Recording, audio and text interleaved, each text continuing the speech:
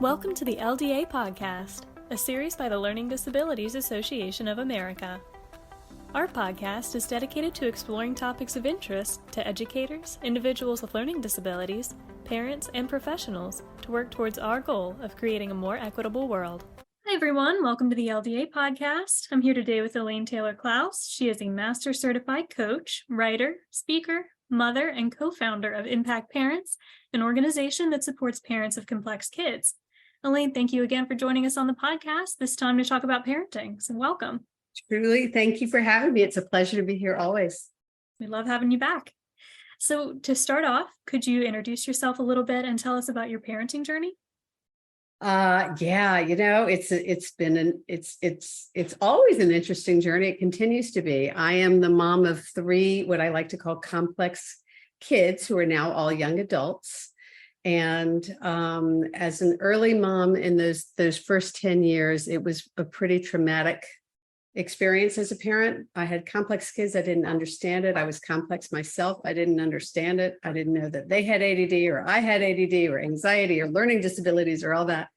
And so the long story short is that I went back to have myself evaluated in my early 40s when I kind of looked at my husband and I said, there's no way he can be responsible for all of this neurology. And turns out I was diagnosed with both learning and attention issues in my early 40s. And so, my whole life made sense. And my kids were complicated. They were complicated to raise and complicated to educate. Because the blend of neurodivergence was very different for each of them. And so my journey took me eventually to coaching, which gave me a whole different way of being with them and taught me how to communicate with them in a way that was really empowering for them and help them know themselves and learn to manage themselves, which is why I now do what I do, because I realized that it's all about empowering these amazing young kids to become the amazing adults they have the capacity to be. I used to say to my kids all the time, you have an amazing brain and you're going to be an amazing adult. We just got to help you get there. Yeah, definitely. Well, and to build off of that, could you tell us about your work at ImpactParents? Yeah, so ImpactParents was originally Impact ADHD. And then in 2020, right, a few months into the pandemic, my book came out. I don't remember whether it was the second or third book came out, called The Essential Guide to Raising Complex Kids with ADHD, Anxiety, and More. And so we expanded from Impact ADHD to ImpactParents because we wanted to really reflect the full range of parents that we'd been supporting for, by that point, 10 years. Because it's very rarely just about ADHD or just about dyslexia or just about anxiety. Most of these kids come with what I like to call a complex neurological soup. And so we really need to understand all the different ingredients to that soup. And so ImpactParents was established to bring a coach approach to parenting complex kids. There was a lot of support available for these kids, and there was very little around. This was back in 2010, 2011, very, very little available for parents. It's hard for us to understand now, but at that time, there was almost nothing. And the focus was so much on kids and nobody was talking about the role of the parent. And we know that the role of the parent is fundamental to the success of these kids. And yet the parents were kind of left to talk to a therapist for 5 minutes at the end of a session. I mean, there was just not a lot of support. So we discovered when we became coaches, my business partner, Diane Dempster, and I met each other and both had a parallel experience, which was when we became coaches, we became better parents, and it wasn't rocket science. We realized it was something we could teach to other parents. So the secret to what we do is we teach coaching skills to parents, not for them to become their kid's coach, but for them to take what we like to say a coach-like approach, a coach approach to parenting.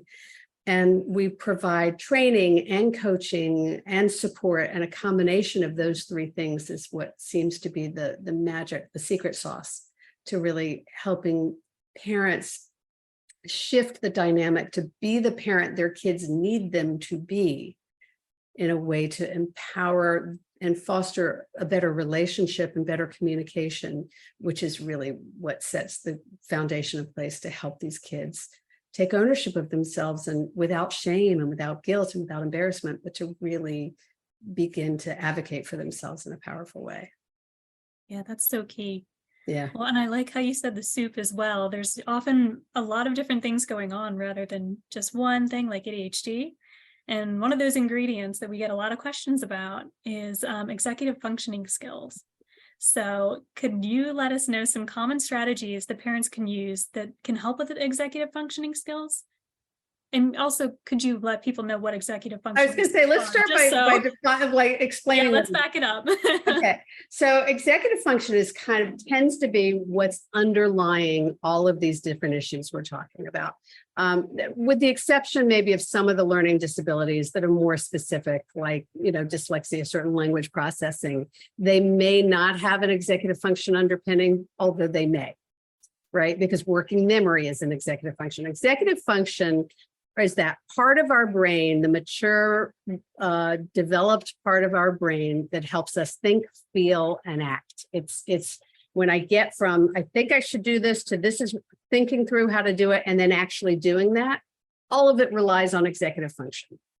And there's emotion lands in there, and doing lands in there, and thinking and processing. It's all executive function. So when our executive function, part of our brain is either challenged or delayed in any way, it impacts everything in our lives. It impacts our thinking, our school, our relationships, our social dynamics, our everything. And so what we've learned in the last 10, 20 years is that when we begin to really focus on understanding executive function, we can break down where our kids are struggling and help them much more effectively, because we are able to develop solutions and strategies that address the specific challenge they're facing. So it's not just trouble with reading or trouble with managing my emotions, but now we can begin to break down and say, well, maybe the trouble with reading is because I'm having a hard time with working memory and holding information in my head, or there's a way to externalize it, or maybe my eyes aren't processing properly, so there's a way to, to color code it, or if it's emotional dysregulation, it's like maybe I'm not feeling trusted, or I'm not feeling safe, or like the more specific and granular we can be, the more effective we can be at problem solving. And our goal here is to stop problem solving for our kids and to start enrolling them and inviting them to the process of problem solving for themselves. We want to help them understand what their strengths are and what their challenges are without shame, so that we can help them begin to figure out what their best solutions are. Because the amazing thing about these kids is they know better than we do if we give them a chance, if we ask them, if we check in with them and guide them, they know what works for them. Definitely. Well, we also get a lot of questions about homework, and, we want to let kids, like you just said, solve their own problems. Do you have any recommendations for how parents can help their children with homework without intervening too much? Is there a good balance? What's some of your advice for that? So let's go back. We want to help them solve their own problems, but we don't want to do that. We want to set them up for success in solving their problems. Let me say it differently. Okay. We teach a 4-step, we teach a thing that's called the 4 phases of parenting. And the notion is that as parents, or this is also applicable for educators, right? This is everybody's, or a therapist, anybody working with young people, kids of any age. So we start off as directors because they're little and they need us to direct them and tell them what to do and help them find their motivation to do it. And our goal over time is to shift out of director mode. And then the next 3 phases we go from director to collaborator to supporter to champion. Those are the roles that we as the adults play in fostering independence in our kids. Now, it's not a linear process with our kids, though they're going to be ready for us to be directors in some areas of their lives and supporters in others. You got a kid who's really good at, let's say, soccer. They may be able to manage all of their stuff getting ready to practice, but still need us to be collaborator when it comes to getting started on homework. We're going to come back to homework, I promise. So, and the best metaphor I've got for this, we used to talk about it in terms of transferring the baton, right? When you're like in a relay. What I've shifted to, I really love this one, is if you've ever taught or seen somebody get on a horse and learn to ride a horse. When you put a kid on a horse, you start them off in a ring where you're holding the reins, they're just sitting on the horse, right? That's director mode. We're holding the reins, we're guiding them around the ring. We're just getting them comfortable. And then we hand them the reins, but we're still holding the bit, right? So we're still guiding the horse around, but now they're holding the reins, they're learning to move them around, they're trying to figure out how to move the horse's head, they're practicing. We're in collaboration mode. Now we're both leading the horse. We're practicing it together.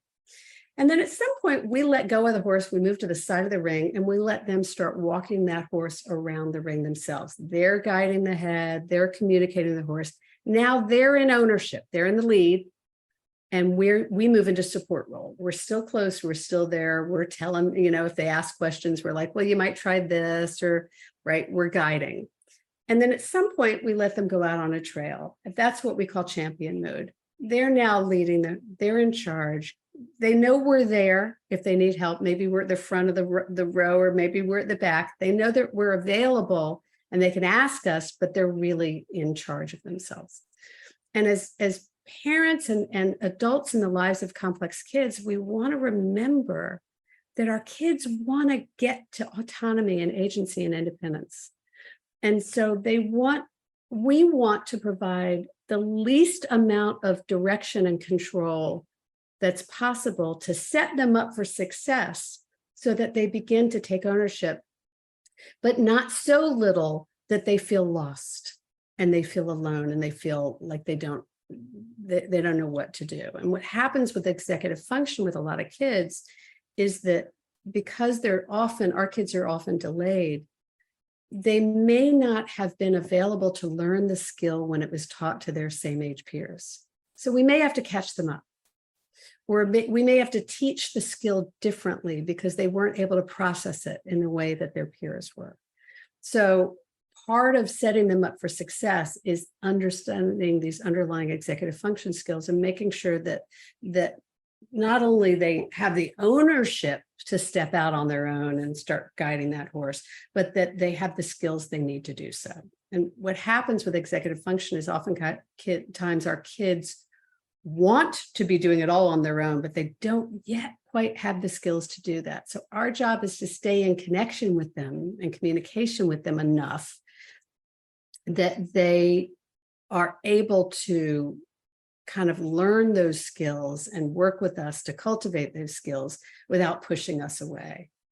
And, if we're sticking with this 4 phases for a minute, what often happens, particularly with preteens and teens and older kids, is that parents will be in director mode. And when we have complex kids, we often get stuck there because our kids have executive function challenges. We're afraid they're going to not be successful. We're afraid they're not going to get it done. We have our own perfection issues. There's a lot of reasons we do this. We stay in control mode way too long. And then when they hit like 10, 12, 14 or older, they start resisting that. They're developmentally ready to start doing more on their own. And if we're still in director mode and they're ready for something else, they're not going to say, can we collaborate on this? They're going to say, back off, mom and dad, I've got this. Stay out of it, teach, I've got it. And they're going to expect us to jump all the way to phase 4 to that empower role, that champion role, but they're not ready for it. So our job as the adults in their lives, you can't see me, but I've got this, my hands kind of go back and forth. There are 4 phases.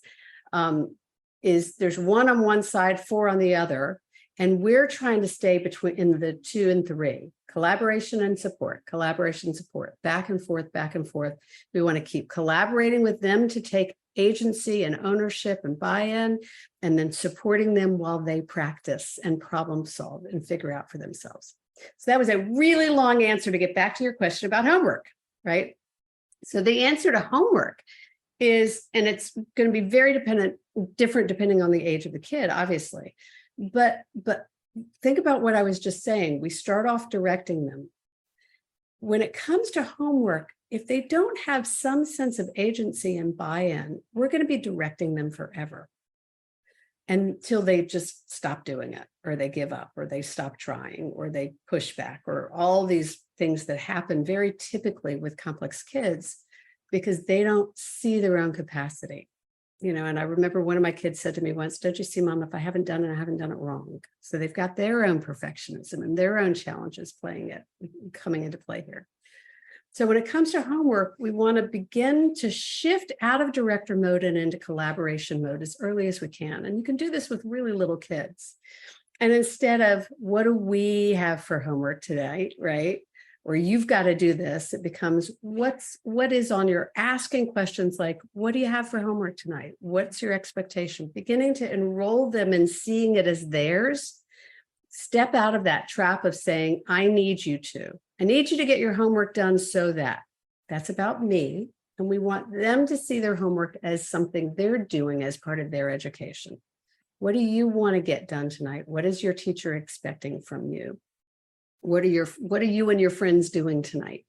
So that when we shift to them, they start to see it as theirs. That's that collaboration piece. And probably the number one thing we can do as parents when it comes to homework is to stop making it be about us and to start helping it be about them so that they can begin to own it without all of that stuff around it that makes it become this trigger thing.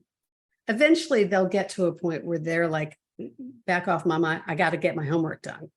You'll get there. That's when we move into support role. But we want to start by really stepping into as much collaboration as possible. And the thing we do in collaboration mode is ask as many questions as we can. What do you got for homework tonight? What's on your agenda? If they're like, I don't know, it's like, well, instead of, why don't you call your friend to find out? You might ask a question. What do you think you can do to find out? The more we ask questions, the more we bring them into ownership and we bring them into their process of problem solving. And our goal really with these kids is to bring them through the process of problem solving again and again and again and again and again, right? All the time, not from a stress place, but from a practice place. We want them to practice again and again. I love that answer. It was a long answer to no, but it question, but homework, it made a lot of sense. Homework is not simple. And so here's the other thing that comes up, right? Is that homework is not one thing. Homework is a million pieces. And so from an executive function perspective, we want to break it down, right? When we say getting our kid to do homework, that's kind of like saying getting our kid out the door in the morning. Think about it. There are 20 things from the pillow to the bus stop. So we want to break it down and look at where are the obstacles. Is the obstacle getting started, knowing what the homework is in the first place, getting started, focusing, keeping your focus? Like, are you doing a brain break after school and getting some protein in before you start homework? Do they have enough time really to do their homework? Do they know what it is? I cannot tell you how many times my kids did the wrong homework assignment and how stressful that is for them and how stressful that is for us, right? Or is it completing the homework? Is it turning it in? So there are so many pieces that we can break it down to say, when we're talking about homework, we have to take aim really specifically and know what the challenges we're trying to address.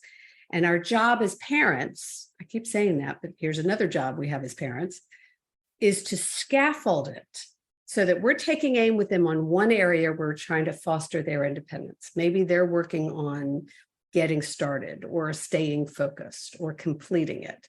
We're going to scaffold all those other steps I mentioned and keep supporting them and helping them get that done so that they can take ownership in that one area and be successful. Because when they're successful, that breeds more success. And the solutions, all of their solutions are in their successes. So we really want to foster some wins and help them see that they have the capacity to get better at, let's call it just completing it. What does it take for you to get it done? That last 10%, 20%. Oh my gosh, that can be so stressful. What does it take? How are you going to be successful with that? Because if they hit that metric, they know they've got the capacity to learn and improve. Definitely. Well, and to switch gears just a little bit into social emotional regulation, what should parents know about the link between learning disabilities and ADHD and some behavioral challenges and social emotional regulation? What we need to understand is that it's all connected. And that up until about 10, 15 years ago, we didn't really understand that emotional regulation was a part of executive function. We thought it was completely a different part of the brain, the limbic system. And while it is, there is an executive function aspect to it. And I don't want to get too down the rabbit hole because it's complicated, and the brain is an interesting, fascinating place. But the short version of it is that if our brains aren't emotionally regulated, if our nervous system is taxed, if our limbic system gets involved or our primitive brain gets involved, and we're starting to get triggered or we're full on triggered, then we're no longer available for learning. Our frontal lobe, the executive part of our brain, function part of our brain that actually learns, is not available to learn if it's triggered in any way. And so it's interesting. We just did a 3-day live telesummit called the ADHD Parents Palooza. This is being recorded in early August of 2023. And we did a 3-day Palooza, and we had all these amazing speakers. There were 25 guests. It was just fabulous. And the most consistent theme throughout all of these guests, whether they were talking about school or organization or social skills or emotional, any of it, was connection. It was the importance of connecting and building trust and building relationship. And we do that with these kids when we slow down to speed up, right? When we stay present and be in relationship with them and help notice when they're starting to get upset or triggered.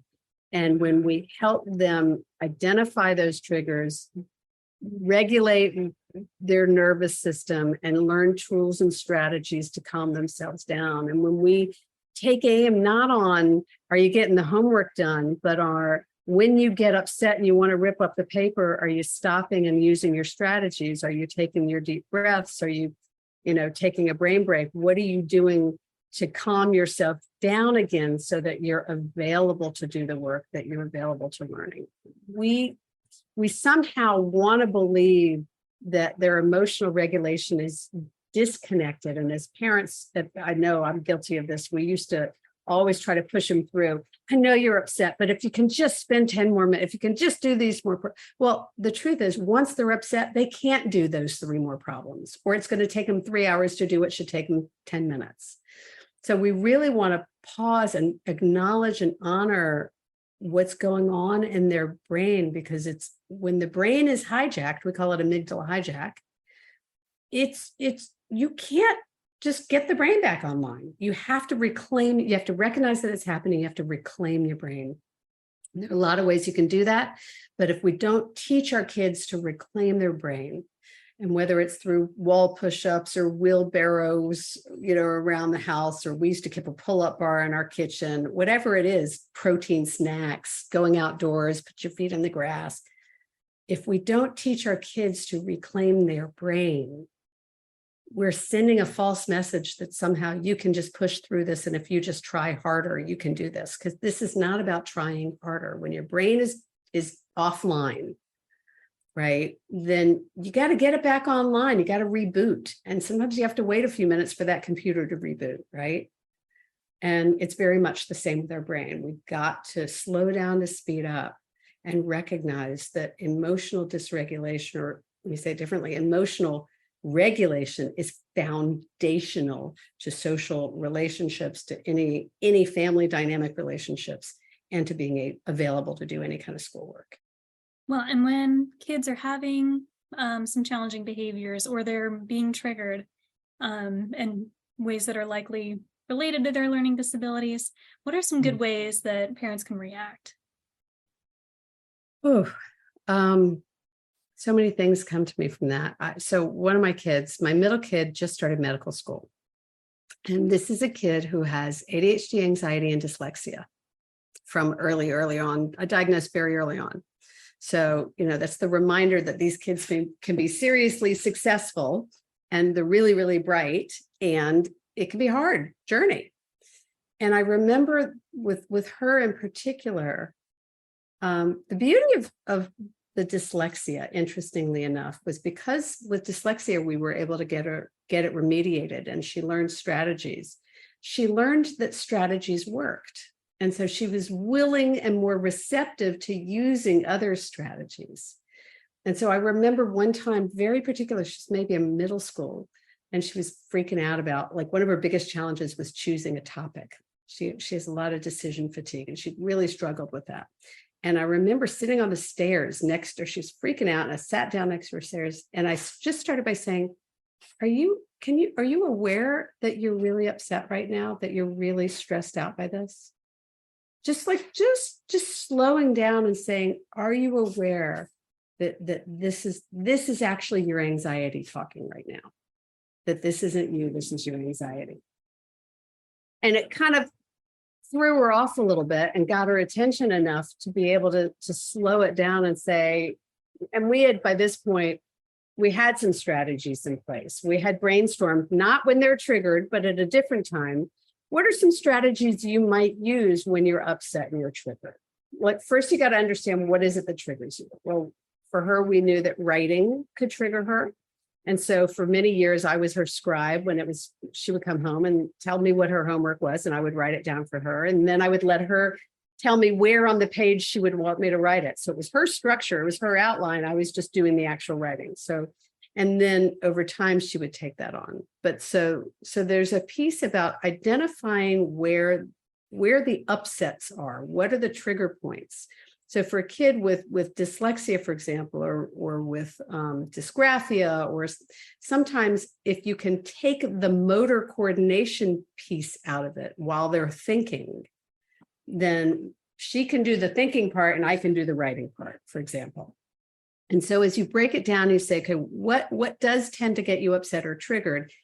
And let's problem solve around that. So the first step is understanding what the triggers are. And then you really want to look at, okay, what are some strategies you might use to bring yourself back when you're triggered? And so, in one of my books, I call it a calming box, and it's not necessarily a box. It's just a list of strategies. So maybe it's building up blocks and knocking them down. I had one kid who used to love to take a baseball bat to the recycling boxes and break down the recycling with a baseball bat to get that energy and that aggression out.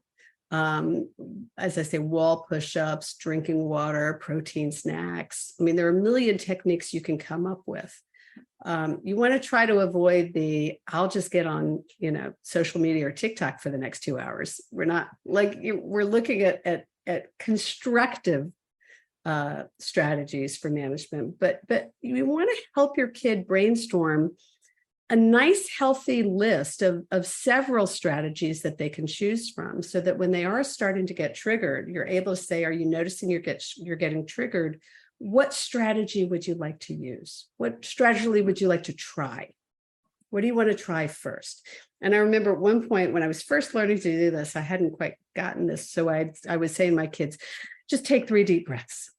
Start by, and then I would tell him what to do instead of helping him cultivate what his best strategy was. And then so he would sit there and he'd go, okay, I'm calm now. Well, obviously he wasn't calm now because it wasn't his strategy, it was mine. And so I had to really work with him to help him figure out what really does calm you down, right? That was a kid. I had one kid who we had a climbing tree in the front of the house, and they would climb the tree, or I'm going to do my reading first because I can do that in the tree. And then I'm going to do my math. So I'm going to get some success. One kid who liked to read the comics before he started his homework. Just knowing what gets you into that chill place and what can bring you back to the chill place. So really guiding our kids to understand the value of reclaiming your brain and knowing what strategies they're going to try to use to reclaim your brain is 90% of it, really. And holding them accountable to using the strategy instead of to, are you calm or not? Because nobody in the history of the world has ever calmed down by telling them to calm down, right? It's just not going to happen. So what we want to say is invite them to, it seems like you're getting upset. This would be a good time to use some strategies to calm down. What strategy do you want to use? And then you could come back later and say, hey, I want to go give yourself 2 points. You used that strategy today, and you tried to use that strategy. And I know it was really frustrating. It didn't work this time. Are you willing to try it again? So, when you're communicating with your child's school or their teacher, sometimes that can be a little difficult. There can be a lot of emotions involved. But do you have any recommendations on how you can best communicate with the school so you can advocate for what your child needs? First of all, I just want to, like, all of you who are listening, take the deep breath, because there's nothing like that email at the end of the day that has you just kind of go, oh, bracing yourself for whatever is coming. I've so been there, and it's so exhausting. We have a lot of stuff on the website. The website Impact Parents. We've been publishing content now for a dozen years, original content every week, and so there's a lot of pieces by teachers and parents and coaches, strategies around this. So I would invite people. There's a couple of beautiful articles by Chris Dendy, the late Chris Dendy, who was an icon in this realm. So I would invite people to look there for some guidance on that. So yeah, there's a great article by Chris Dendy specifically on that topic. The thing for us to remember is that we want to be on the same team with our teachers. And oftentimes, so let me step back. Okay. Sadly, the way the systems work, oftentimes our teachers do not have as strong an education around the complex issues we're dealing with as we think that they do, and we think that they should. And that is not their fault. They are working in a very complex, and some of us might argue, broken system. They're there because they care, they want to do their best, and they are not always being set up for success. The expectations placed on teachers is outrageous, and they often don't have the education. So I remember going in there thinking, well, the teacher must understand dyslexia and ADHD. And they didn't until I got my kid into a special program. They did not. And so we do have to become experts in things we didn't know we had to be experts in. And we do have to be our teachers' educators sometimes. We want to do that from a place of invitation, not from a place of insistence, right? So it's not, I need you to read about this to know my kid, but to be a better teacher to my kid. But it's, I've been reading about this and I think it might be really helpful. It's helped me understand my kid better. Would you be open to it? Would it be okay if I bring you some materials? We've had parents buy their teachers access to Sanity School for Teachers before, but you don't want to do it from a blaming place that suggests and judges you don't know this, but that comes from a place of really, you must have so much on your plate and so many kids, and I know this is so hard for you. I'd love to be able to support you. Really, what's the best way? And maybe it's asking the teachers. I know that we might be talking more than you do with other parents in this school year. How do you prefer text? Do you prefer email? Do you prefer beginning of the day, end of the day? Like, if you start with some acknowledgement and compassion of their experience and what they're going through, they're real people just like you. Most of them are moms, or parents just like us. If we start, we have a tool that we teach in Sanity School called ACE, Acknowledgement Plus Compassion. If we start the conversation by really acknowledging what their experience is with compassion, I can't imagine what it must be like to be trying to navigate life post-COVID. Like, I really honor what you're doing as a teacher. And we really meet them where they are as humans before we start explaining it or exploring options or asking for what we want. You're going to get so much more, you get more with honey, right? Like, you want to enroll them in being on your team, acknowledge that they want to help your kid, and invite them to offer to support them and help them in that process, instead of that tendency to come in guns blazing and blame them for everything that's going on. Now, that's not to say that you don't sometimes run into an old school teacher from a different time of the world who just believes our kids should just try harder. And, and sometimes life is about learning to navigate challenges. All of us, our kids are likely to end up with bosses that aren't so supportive at some point too. So maybe that's the challenge of this particular school year or this particular semester, is learning how to navigate this one teacher who is just never bless her heart, never going to understand. That may happen. There is an article on the site called Bless Her Heart. She just doesn't understand, not about a teacher, about a family member, but you're going to run into that. But overall, these teachers are there because they care and they want to learn. And if they don't understand, they tend to be very open to learning if we can invite them to learn in a way that is non-judgmental and that is as easy as possible for them and can really help them. I mentioned we have a program called Sanity School for Teachers, and we have that program because we had so many parents who had taken Sanity School is our behavior training program for parents. We had so many parents who had taken it, who were also teachers, who came back to us and said, oh my God, this is transforming my classroom. Can you help me? And so they helped us create a version for teachers so that teachers can learn to take a coach-like approach in their classroom and really meet kids where they are, lighten the load for them, lighten the load for the kids by really understanding what's happening with this underlying neurodivergence and how kids are reacting and responding to it in that environment. So our job is to cultivate the team and to really realize these teachers are trying to be on our team. Yeah, that's such great advice and so important to keep in mind. Yeah. It's hard though. I mean, it's hard because we get to be mama bears and we get to try to defend our kids. And,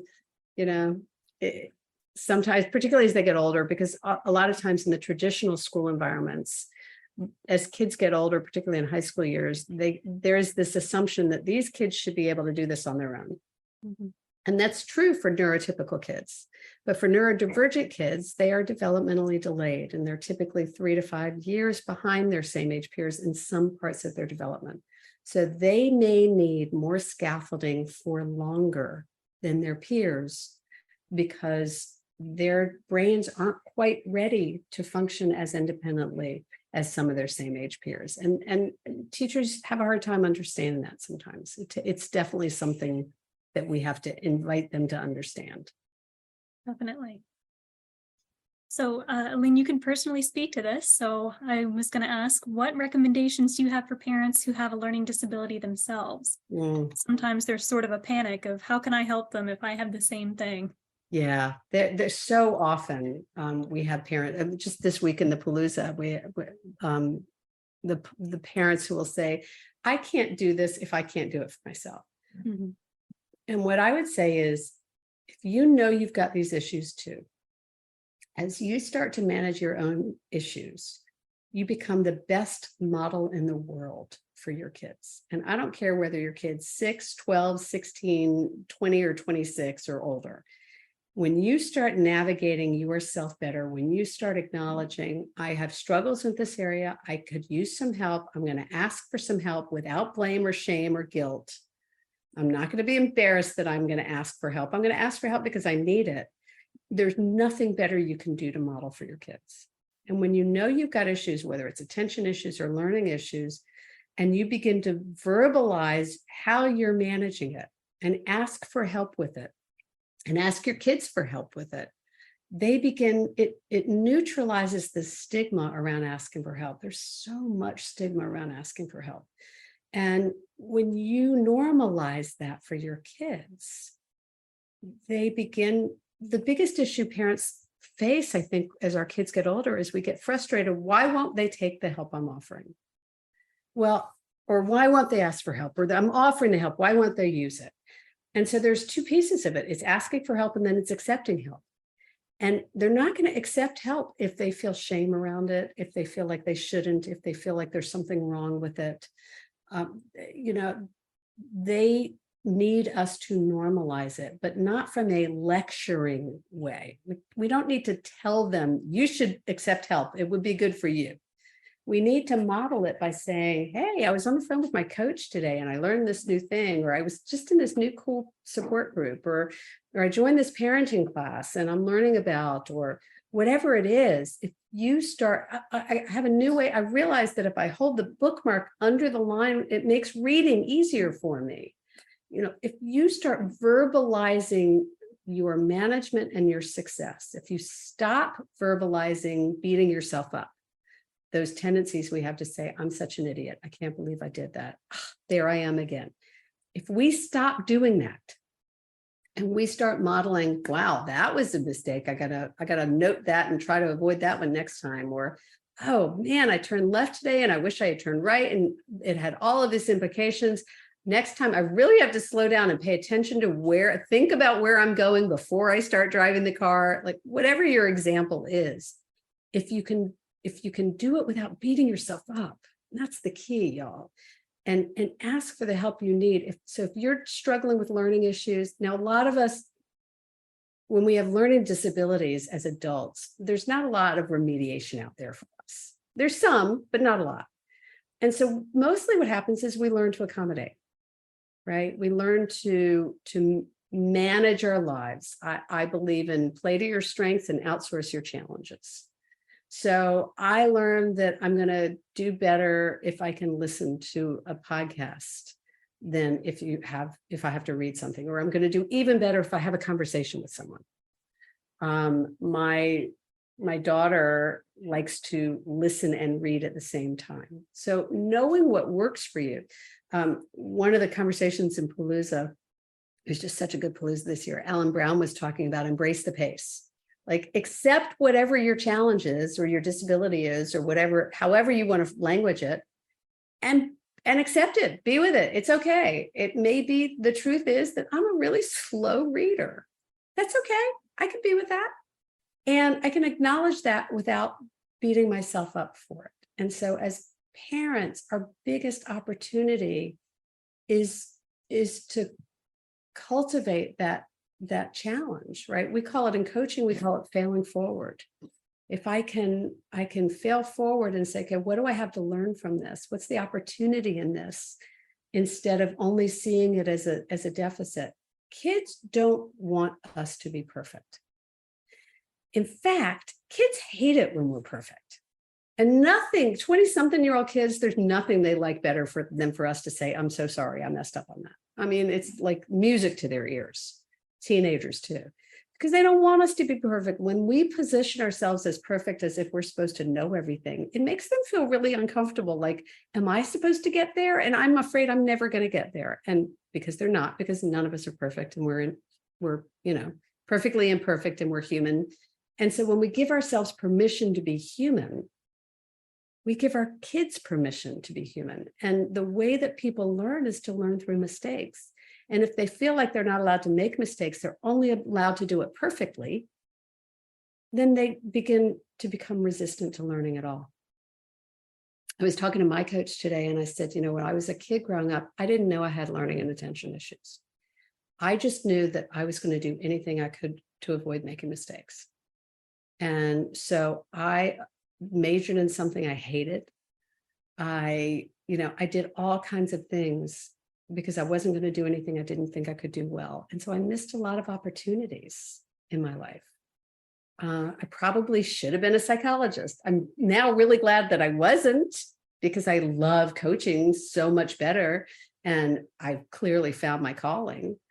But had I not avoided an entire thing because I didn't know how to take tests, I might have gone a different direction in my life. And so we really want to help our kids see that we're all a work in progress and invite them to be okay with that. And in fact, to see the gift of being different and the gift of being uniquely ourselves, and to get curious about what is it that makes us who we are and what our strengths are and what our challenges are. Absolutely. Well, Elaine, thank you so much for this conversation. You're just a wealth of information. I'm sure we could have kept talking for hours. Thank you. Thank you for having me. Can I say one more thing before we wrap, Lauren? Of course, yeah. What I want to invite our listeners to really consider is that our role as the adults in the lives of complex kids is to help them see themselves without shame, and to help them see their full capacity, and to help them see that they may not see it, and that's okay too, because they're struggling and it's harder for them than it is for their typical peers. And so we don't want to excuse that, but we do want to help them see that we see that, and we know that just the effort of getting up or going to school or trying to pick up your pencil and do a paper or whatever, just the effort for a lot of our kids is a lot. And so, the work that I do is all about taking a coach approach. It's about meeting them where they are, wherever they are, and helping to raise the bar from there. But that means taking the time to understand them, to understand their neurodivergence, to help them understand themselves, and gently invite them to grow. And the word invitation has come up a lot today, right? We want to ask their permission to guide them instead of assuming that we have permission because we're the authority, because we want to foster their sense of agency and control, their sense of ownership.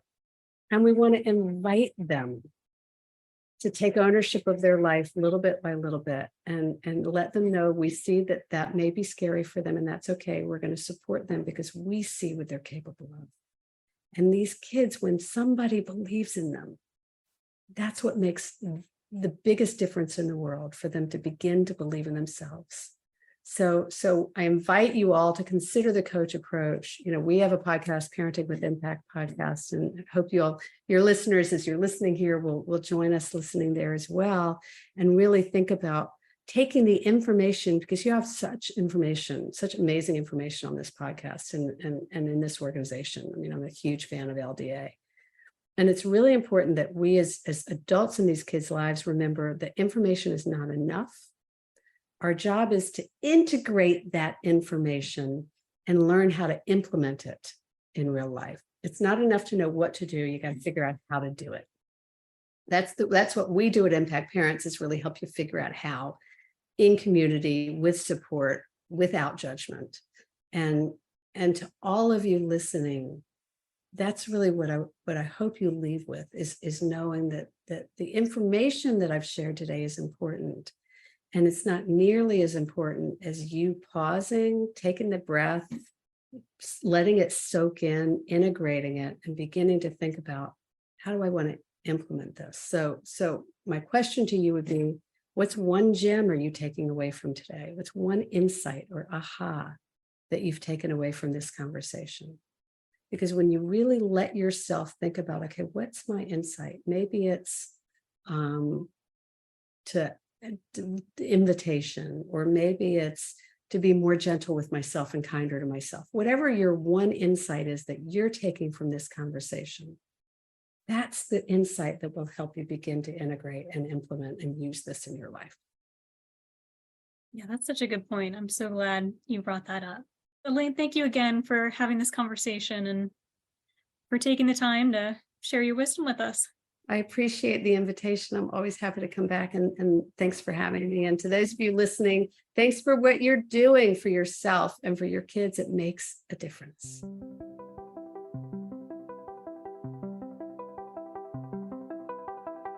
Thank you for listening to the LDA podcast. To learn more about LDA and to get valuable resources and support, visit ldaamerica.org.